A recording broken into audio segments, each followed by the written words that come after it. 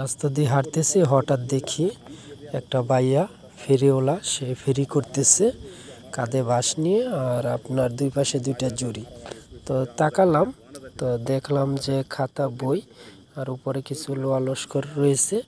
তো ভাইয়া আবার জানে না আমি যে ভিডিও করতেছি, তার অজান্তে আমি ভিডিও করে ফেললাম।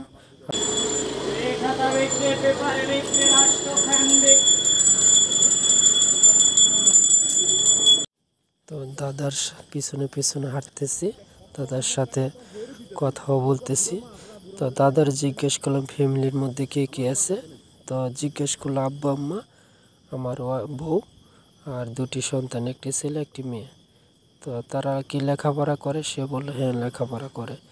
তো সারাদিনে দাদা কীরকম ইনকাম হয়? সে বললো যে দাদা তো এরকম ইনকাম হয় না, তো কোনো দিন 500 1500 আবার 2000 টাকা, আবার কোনো সময় হয়ই না। তো এটা নিয়ে আসি। তো ভাবলাম যে দাদা অন্য ব্যবসা করা যায় না? সে বলল যে না, কি করব দাদা, এটা শিখছি সেজন্য ছাড়তে পারি না, তাই এই ব্যবসা করতেছি। তো এটা দিয়ে আমার ফ্যামিলি চলে। তো আমার সন্তান যাতে এই ব্যবসাত না জড়ায় সেজন্য তার লেখাপড়া করতেছি, সেজন্য অন্য কিছু করতে পারে। হাঁটছিলাম, তো হঠাৎ দেখি দাদা হুইল চেয়ারে বসে আছে, গায়ে জামা নেই, খুব কষ্টই লাগলো। তো দাদার জিজ্ঞেস করুন, দাদা আপনি কি চলাফেরা করতে পারেন না? দাদাই বললো না, আমি চলাফেরা করতে পারি না, হুইল চেয়ারে বসে থাকি। তো ভাবলাম যে তার ভিডিওটা করি, সবাই দেখবে।